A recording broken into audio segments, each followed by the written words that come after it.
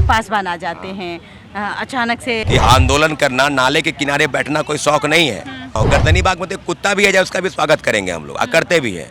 आपको लगता है कि छात्रों को न्याय मिलेगा? मुख्यमंत्री जी से मिले, उनको बताएं कि क्यों अभ्यर्थी सड़क पे उतरते हैं और एक बार नहीं बार बार उतरते हैं। हमारे साथ सौरभ जी हैं और आज डेलीगेशन का हिस्सा थे। आप वहाँ गए थे, प्रति अमृत से मुलाकात हुई थी, क्या हुआ था? बिल्कुल हमारी जो मांग है 15 सूत्री मांग, बीपीएससी, बीएसएससी, TRE-4, संविदा कर्मी, डोमिसाइल, तमाम मुद्दे हैं। इसके अलावा भी कई भर्ती परीक्षा है जिसके पेपर लीक हुए, परीक्षा के रद्द करने, BTSC ड्रेसर की मांग, AE असिस्टेंट इंजीनियरिंग की मांग।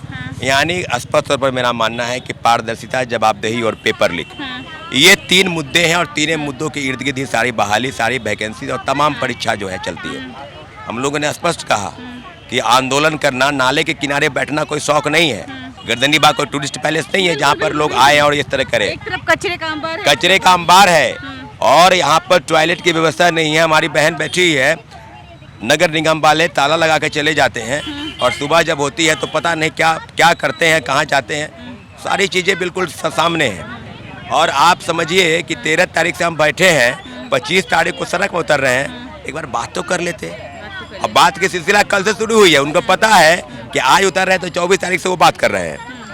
तो मुख्य सचिव ने कहा कि आपके सारी डिमांड को 70वीं सिविल सेवा, BSSC के 3 लंबित भर्ती, BTSC ड्रेसर, सिपाही भर्ती, दरोगा भर्ती, संविदा कर्मी, डोमिसाइल, तमाम मुद्दों को उन्होंने बखूबी समझा। और लगभग हमारी बात की लगभग पौने 2 घंटे बात हुई है। पौने 2 घंटे।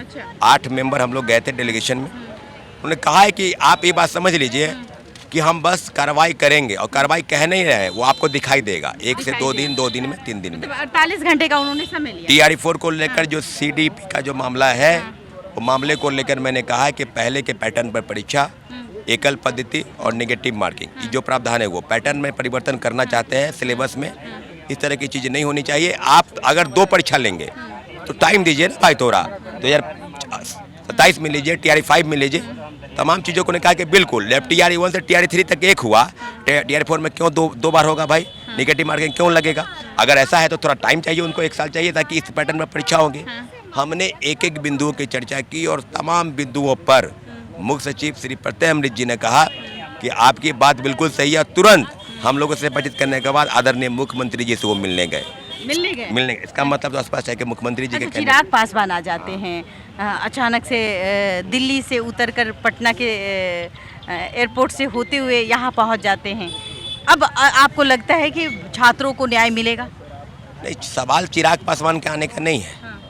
चिराग पासवान आए हैं, उनका बिल्कुल स्वागत करते हैं। अभी तो कोई मंत्री नहीं आए थे। चिराग पासवान के आने से एक मजबूत, हाँ, ये बात सही है कि NDA के या कोई उनके जो संगठन, उनके जो अन्य पार्टियों के संगठन पे हैं, उनके कोई लोग नहीं आए और केंद्रीय मंत्री हैं चिराग पासवान, तो जाहिर सी बात है कि हम लोग का भी हौसला बढ़ेगा।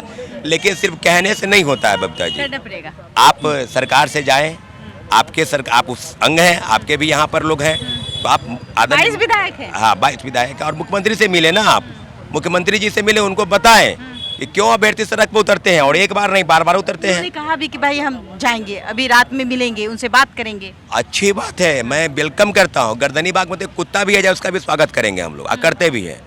लेकिन एक बात जान लीजिए कि जिस प्रकार से व्यवस्था बनी है हर चीज़ों का, तो हर चीज़ एक स्वागत है। लेकिन एक बार जरूर कहेंगे बबीता जी कि छात्रों के साथ जो हो रहा है पूरे देश में, बिहार ही नहीं पूरे देश में, वो बहुत गलत है। दिल्ली, राजस्थान, पंजाब, हरियाणा या इधर हाल में झारखंड में देखे, बिहार तो एक सीरीज है।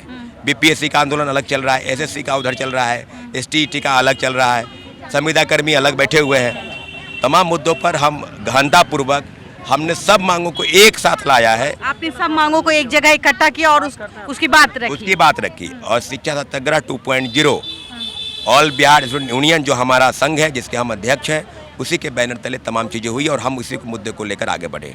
देखिए ये हैं सौरभ जी, और अब देखना दिलचस्प रहेगा कि 48 घंटे में होने क्या जा रहा है।